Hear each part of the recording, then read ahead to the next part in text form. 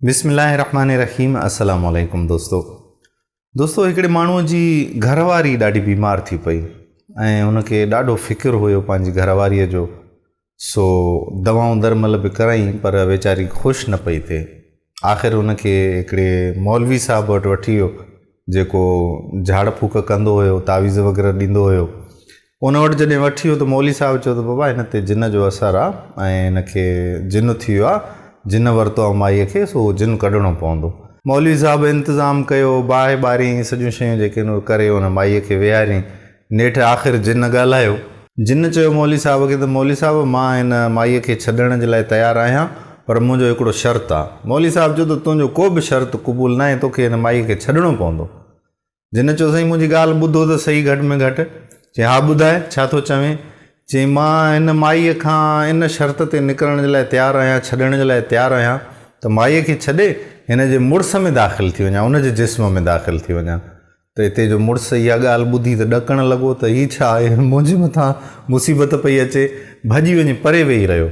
मौलवी साहब जिन खे चयो त ईअं कुझु बि कोन थींदो, अहिड़ी का बि तुंहिंजी शर्त असांखे क़बूल न आहे, तूं ईअं नथो करे सघीं। जिन चयो जे साईं मुंहिंजी ॻाल्हि तव्हां ॿुधो, हीअ नमाज़ नाहे पढ़ंदो ऐं हीअ नापाक रहंदो आहे, सो अहिड़ा माण्हू त मूंखे खपनि जिन जे जिस्म में मां दाख़िल थी वञा।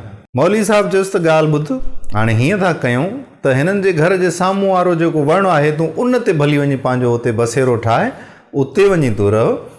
तूं जॾहिं ॾिसें त नमाज़ नथो पढ़े त तूं भले हिन जे जिस्म में घुसी वञजांइ। जिन चयो साईं ठीकु आहे, मां माईअ जी पचर छॾी ऐं मां उन वण में वञी रहां थो। कुझु ॾींहंनि खां पोइ माईअ मौलवी साहब खे फ़ोन करे ऐं उन जूं महिरबानियूं मञियूं पए। मौलवी साहब ॻाल्हियुनि ॻाल्हियुनि में पुछा कयो उन माईअ खां त ॾे हाल अहिवाल तुंहिंजे मुड़ुस जो। चई साईं बिल्कुलु असुलु सफ़ा सही लॻो पियो आहे ऐं नमाज़ खां आज़ान खां बि पहिरियां मस्जिद वञी खोले मस्जिद में पहुचंदो आहे।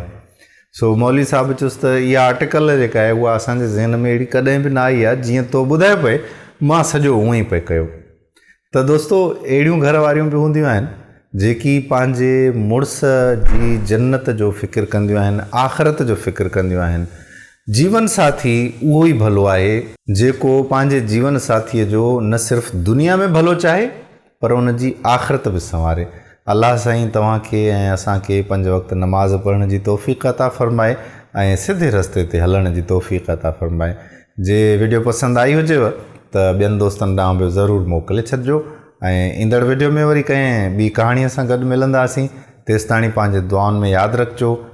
इजाज़त ॾियो पंहिंजे मेज़बान क़ादिर बख़्श कल्होड़े खे। अल्लाह निगहबान।